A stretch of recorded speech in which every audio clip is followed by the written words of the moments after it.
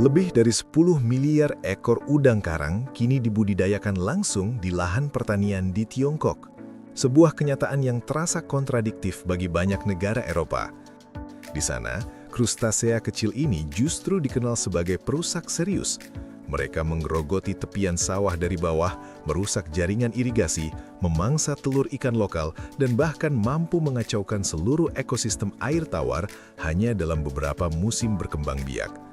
Dengan kemampuan penyebaran yang nyaris tak terbendung, udang karang telah mengubah berbagai wilayah di Eropa menjadi medan pertempuran ekologis, memaksa pemerintah menggelontorkan jutaan dolar setiap tahun untuk program pemberantasan besar-besaran. Namun berkali-kali upaya itu gagal, mereka selalu muncul kembali.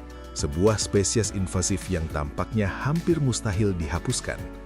Lalu mengapa, alih-alih memerangi seperti negara lain, Tiongkok justru memilih membudidayakannya secara masif? Apa yang membuat ancaman ekologis ini berubah menjadi industri bernilai miliaran dolar? Berasal dari wilayah selatan Amerika Serikat, khususnya rawa-rawa di sekitar cekungan Sungai Mississippi, udang karang awalnya hanyalah bagian biasa dari ekosistem lahan basah alami. Ironisnya, kondisi lingkungan yang keras di habitat asal itulah yang membentuk daya tahan luar biasa, yang kemudian menjadi masalah besar ketika mereka masuk ke wilayah lain. Mereka mampu menggali liang sedalam 1 hingga 2 meter untuk bertahan dari kekeringan maupun suhu dingin. Hidup di perairan dengan oksigen rendah yang mematikan bagi banyak spesies lain, serta memakan hampir segala hal, mulai dari tumburan air hingga telur dan larva ikan. Lebih mengkhawatirkan lagi, setiap induk betina dapat menghasilkan 300 hingga 600 telur dalam satu kali reproduksi, mencapai kematangan hanya dalam waktu 3 hingga 5 bulan dan berkembang biak beberapa kali dalam setahun. Kombinasi kemampuan ini menjadikan mereka salah satu spesies paling sukses dalam invasi biologis global. Di Amerika Serikat bagian utara sendiri, dampak invasi ini sudah terasa signifikan, dengan kerugian sektor pertanian mencapai lebih dari 20 juta dolar setiap tahun. Pada dekade 1970-an, Spanyol mengimpor udang karang rawa merah dari Amerika Serikat dengan harapan meningkatkan ekonomi petani serta memanfaatkan lahan basah yang sulit diolah. Namun dalam waktu singkat setelah dilepas liarkan, spesies ini menyebar sejauh lebih dari 500 km mengikuti aliran sungai Guadalquivir di wilayah selatan Iberia.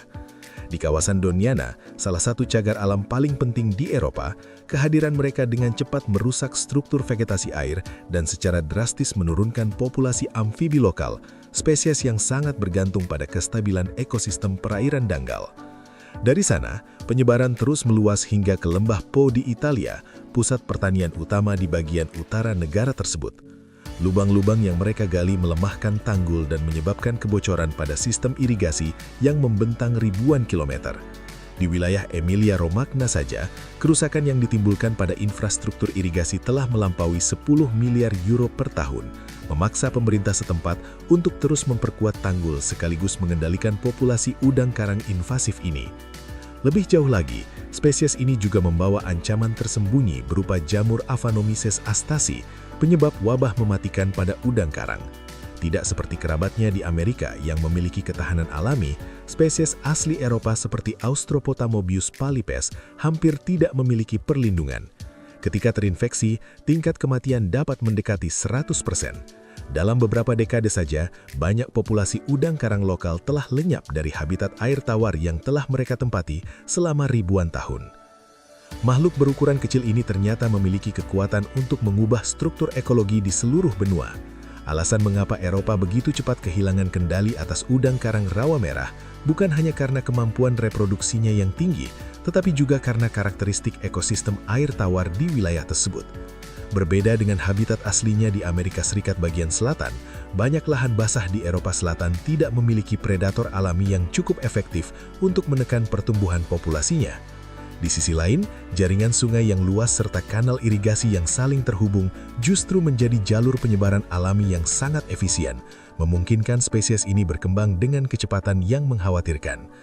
Dalam waktu beberapa dekade saja, udang karang ini telah menyebar ke sebagian besar ekosistem air tawar di kawasan Mediterania, memaksa berbagai negara di Eropa Selatan untuk menjalankan program pengendalian jangka panjang yang bahkan melibatkan lintas generasi. Spanyol dan Italia misalnya telah menerapkan berbagai langkah seperti pemasangan perangkap dalam skala besar, pengeringan kanal secara berkala, serta pembatasan distribusi individu hidup guna memperlambat pertumbuhan populasi di lahan liar. Di tingkat regional, Uni Eropa menetapkan spesies ini sebagai organisme asing invasif yang menjadi perhatian utama, salah satu kategori dengan regulasi paling ketat dalam kebijakan lingkungan mereka. Aturan tersebut mencakup larangan budidaya komersial serta pembatasan ekspansi produksi dalam skala besar. Meski demikian, berbagai upaya keras tersebut sebagian besar hanya memberikan hasil sementara karena populasi udang karang terus pulih dan menyebar kembali. Sementara Eropa masih berupaya menahan laju invasi ini, di sisi lain dunia, tepatnya di Tiongkok, spesies yang sama justru membuka peluang baru yang sama sekali berbeda. Sejak awal 1930-an, udang karang rawa merah diperkenalkan ke Tiongkok melalui Jepang sebagai bagian dari percobaan aquaculture yang terinspirasi oleh sistem pertanian di Amerika Serikat bagian selatan. Namun perannya baru benar-benar terlihat beberapa dekade kemudian ketika para petani di Provinsi Hubei mulai mencari cara untuk meningkatkan produktivitas sawah mereka. Alih-alih menganggapnya sebagai hama dan membasminya, para petani justru mengadaptasi struktur sawah agar padi dan udang karang dapat tumbuh bersama dalam satu sistem pertanian terpadu. Mereka menggali parit air sedalam sekitar 30 hingga 60 cm di sepanjang tepian sawah, yang berfungsi menjaga kestabilan air sepanjang tahun sekaligus menyediakan tempat berlindung bagi udang karang. Sementara itu, bagian atas lahan tetap digunakan untuk menanam padi seperti biasa dalam siklus pertanian normal. Dalam kondisi tersebut, udang karang memakan gulma, hama, dan sisa-sisa organik di lahan, sehingga secara signifikan mengurangi kebutuhan penggunaan pestisida tanpa merusak tanaman padi yang telah tumbuh. Dengan kepadatan penebaran sekitar 15.000 hingga 30.000 ekor per hektar, sistem terpadu padi udang karang ini mampu menghasilkan sekitar 300 hingga 600 kg udang karang dalam satu kali panen, sambil tetap mempertahankan hasil padi yang stabil. Yang paling penting, dari lahan yang sama, petani kini tidak lagi bergantung pada satu jenis hasil panen saja. Mereka memperoleh dua sumber nilai sekaligus dalam satu sistem produksi. Padi dari lapisan atas lahan dan udang karang dari lapisan air di bawahnya. Berawal dari percobaan lokal di Hubei, model ini kemudian menyebar dengan cepat ke berbagai wilayah pertanian padi di Tiongkok Tengah, mengubah spesies yang sebelumnya dianggap sebagai ancaman menjadi bagian penting dari sistem pertanian modern. Saat ini, Tiongkok menghasilkan sekitar 2,8 hingga hampir 3 juta ton udang karang setiap tahun, menjadikannya sebagai produsen terbesar yang menyumbang sebagian besar produksi global komoditas tersebut. Provinsi Hubei kini telah berkembang menjadi pusat produksi udang karang terbesar di dunia. Di wilayah ini, sistem budidaya udang karang di sawah tidak lagi sekedar percobaan skala kecil, melainkan telah menjadi bagian dari praktik pertanian regional yang berjalan hampir tanpa henti sepanjang musim. Pada periode puncak, metode panennya pun berbeda dari kebanyakan komoditas perairan lain. Udang karang tidak dipanen secara berkala, melainkan ditangkap dan dikumpulkan hampir setiap hari. Pola panen dengan frekuensi tinggi ini secara tidak langsung berfungsi sebagai mekanisme pengendalian populasi alami. Spesies yang dikenal sulit dikendalikan ini justru dapat ditekan jumlahnya melalui permintaan pasar yang sangat besar. Dalam bulan-bulan sibuk, satu kota besar saja mampu mengonsumsi sekitar 200 hingga 300 ton udang karang per hari. Dengan tingkat permintaan sebesar itu, organisme yang sebelumnya dianggap sebagai ancaman ekologis di banyak negara, berubah menjadi bagian penting dalam rantai pasokan pangan bernilai 40 hingga 50 miliar dolar setiap tahunnya. Inilah contoh bagaimana spesies invasif dapat diubah menjadi industri berskala nasional. Setelah dipanen dari sawah, udang karang segera masuk ke tahap pengolahan industri dalam skala besar. Di berbagai pusat pengolahan yang tersebar di Hubei, Jiangsu, dan Anhui, hasil panen biasanya sudah masuk ke jalur produksi hanya dalam hitungan jam untuk menjaga kesegaran serta kualitas biologisnya. Pada tahap awal penerimaan, para pekerja berdiri di sepanjang sabuk konveyor yang bergerak cepat, memilah udang karang berdasarkan ukuran dengan cekatan agar dapat diarahkan ke jalur pemprosesan yang sesuai. Selanjutnya, udang karang melewati sistem pencucian bertahap yang beroperasi secara kontinu. Nozzle semprot bertekanan tinggi yang terpasang di bagian atas secara otomatis membersihkan lumpur serta kotoran yang menempel pada cangkang, sisa dari lingkungan sawah tempat mereka dibesarkan. Sistem ini memungkinkan pabrik menangani volume bahan baku dalam jumlah besar tanpa mengganggu stabilitas kecepatan produksi, terutama saat musim panen mencapai puncaknya. Setelah tahap pembersihan, udang karang memasuki proses perlakuan panas awal. Mereka direbus sebentar dalam air bersuhu sekitar 85 hingga 95 derajat Celcius untuk menstabilkan struktur daging sekaligus melonggarkan ikatan antara cangkang dan tubuh.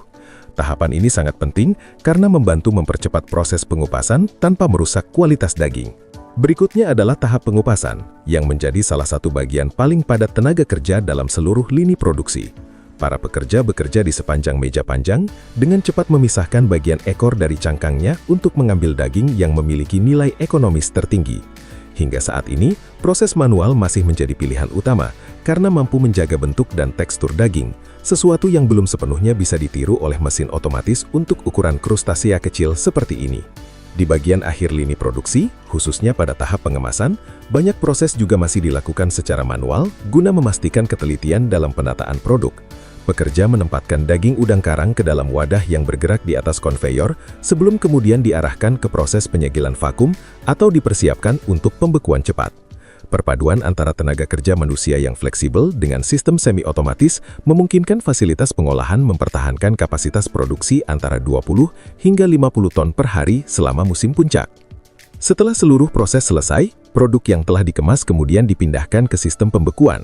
Tahap ini bertujuan untuk menjaga kualitas dan struktur daging selama proses distribusi dalam rantai pendingin, hingga akhirnya sampai ke pasar dalam kondisi tetap segar dan layak konsumsi. Sejak tahap ini, udang karang tidak lagi dipasarkan terutama dalam bentuk utuh seperti pada pola konsumsi tradisional lokal, melainkan telah diolah menjadi produk-produk terstandar seperti daging kupas, ekor beku, hingga bahan siap masak yang sesuai dengan kebutuhan rantai pasokan modern. Proses standarisasi yang berlangsung langsung di jalur produksi inilah yang secara mendasar mengubah posisi udang karang dalam sistem pangan, memungkinkan komoditas ini masuk dengan mudah ke dalam jaringan distribusi makanan global yang luas dan terorganisir. Namun, perubahan paling penting dalam perjalanan udang karang sebenarnya tidak terjadi di pabrik pengolahan, melainkan di meja makan. Di Hubei, udang karang menjadi bagian dari kehidupan kota melalui hidangan yang dimasak dalam wajan besar yang mengepul di sepanjang jalanan pada malam musim panas. Di sana, udang karang ditumis bersama cabai merah kering, bawang putih cincang, lada sichuan, serta saus pedas kental, menghasilkan hidangan yang dikenal sebagai xiaolongxia, salah satu ikon kuliner paling khas dalam budaya makan malam modern di Tiongkok.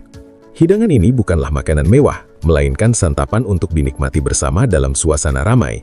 Orang-orang berkumpul di meja panjang, berbincang hingga larut malam, sambil mengupas udang karang dengan tangan mereka sendiri, membiarkan minyak pedas menempel di jari sebelum mengambil potongan berikutnya. Justru pola konsumsi seperti inilah yang mendorong selonjakan permintaan secara drastis. Dalam kurun waktu sekitar 2 dekade, xiaolongxia berkembang dari makanan lokal sederhana menjadi fondasi ekonomi malam berskala besar. Di kota Wuhan saja, konsumsi tahunan selama musim puncak dapat mencapai jutaan ton per hari. Dengan tingkat permintaan sebesar itu, organisme yang sebelumnya dianggap sebagai ancaman ekologis di banyak negara berubah menjadi bagian penting dalam rantai pasokan pangan bernilai 40 hingga 50 miliar dolar setiap tahunnya. Inilah contoh bagaimana spesies invasif dapat diubah menjadi industri berskala nasional. Pada periode 1980-an hingga 1990-an, di berbagai wilayah pertanian padi di sepanjang lembah Sungai Yangtze, termasuk Hubei dan Anhui, udang karang menggali liang dalam jumlah besar di bawah sawah, menyebabkan kebocoran sistem irigasi, melemahkan struktur tanggul, serta menurunkan hasil panen sekitar 5 hingga 15% di banyak daerah pertanian tradisional. Dalam situasi tersebut, para petani mulai menangkap udang karang, awalnya hanya sebagai upaya untuk mengurangi populasi di alam liar. Namun dalam waktu singkat, jumlah tangkapan yang melimpah justru mengubahnya menjadi sumber pangan yang mudah diakses. Konsumsi lokal pun meningkat secara bertahap, kemudian meluas ke berbagai kota besar di Tiongkok Tengah menjelang akhir abad ke-20. Seiring meningkatnya permintaan pasar, praktik penangkapan liar bertransformasi menjadi sistem budidaya terpadu padi udang karang yang pada akhirnya berkembang menjadi industri produksi tertutup dalam skala nasional. Dengan demikian, spesies yang sebelumnya merusak lahan pertanian berhasil diserap ke dalam sistem produksi, alih-alih terus berkembang sebagai ancaman di alam liar. Sebaliknya, di Eropa, tingkat konsumsi yang relatif rendah menyebabkan tekanan pemanenan tidak cukup kuat untuk mengendalikan jumlah populasi. Akibatnya, udang karang terus menyebar di habitat alami, merusak jaringan irigasi, menekan populasi spesies lokal, serta menimbulkan kerugian miliaran euro setiap tahunnya terhadap infrastruktur air di berbagai kawasan pertanian utama. Pada akhirnya, Perbedaan cara manusia merespons spesies invasif yang sama inilah yang menghasilkan dua realitas yang benar-benar bertolak belakang. Di satu sisi, Eropa terus bergulat dengan penyebaran udang karang rawa merah yang tampaknya tidak dapat dihentikan. Setelah spesies ini berhasil menjangkau ribuan kilometer jaringan sungai, rawa, dan sistem irigasi, gagasan untuk memusnahkannya sepenuhnya bukan lagi sesuatu yang realistis. Upaya pengendalian tetap dilakukan, namun lebih bersifat memperlambat laju kerusakan daripada benar-benar menghilangkan ancaman tersebut. Dalam banyak hal, pertempuran ini telah berubah menjadi upaya jangka panjang yang mungkin akan berlangsung selama beberapa generasi ke depan. Namun, kisah ini sejatinya bukan hanya tentang seekor krustasea kecil. Ini adalah sebuah pengingat yang kuat bagi negara manapun yang mempertimbangkan introduksi spesies asing ke dalam ekosistem baru tanpa pemahaman yang menyeluruh. Resiko ekologis seringkali tidak langsung terlihat di permukaan. Pada tahap awal, dampaknya bisa tampak kecil, bahkan tidak signifikan. Tetapi seiring berjalannya waktu, dalam hitungan tahun hingga puluhan tahun, efek tersebut dapat berkembang secara perlahan hingga mencapai titik krisis lingkungan yang luas dan sulit dikendalikan. Di sisi lain, pengalaman Tiongkok memperlihatkan pendekatan yang sangat berbeda. Alih-alih semata-mata berfokus pada pemberantasan, mereka memilih untuk memahami perilaku, siklus hidup, dan potensi ekonomi dari spesies tersebut. Pendekatan ini menunjukkan bahwa tidak semua spesies invasif harus selalu dihapus sepenuhnya dari lingkungan.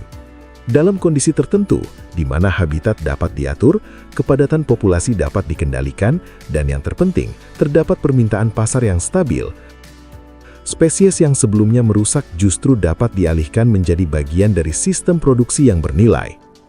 Tentu saja, pendekatan ini bukan tanpa tantangan. Mengintegrasikan spesies invasif ke dalam sistem ekonomi membutuhkan perencanaan yang matang, pengawasan yang ketat, serta keseimbangan antara eksploitasi dan kontrol ekologis.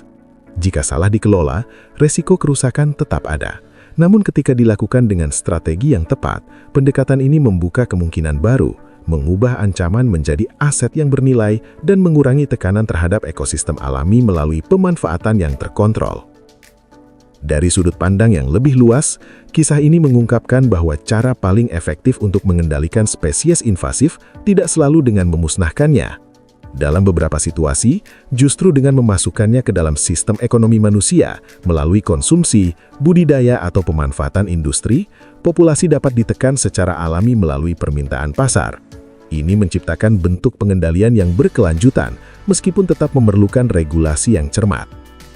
Perbedaan pendekatan inilah yang pada akhirnya menentukan nasib suatu spesies pendatang.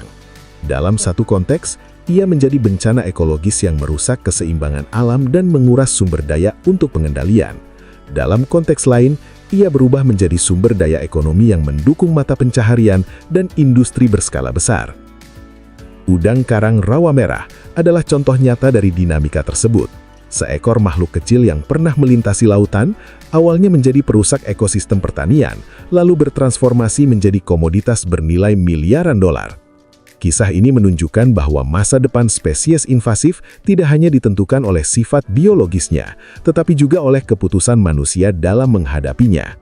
Satu keputusan yang keliru dapat memicu krisis lingkungan yang berlangsung lama dan sulit diperbaiki.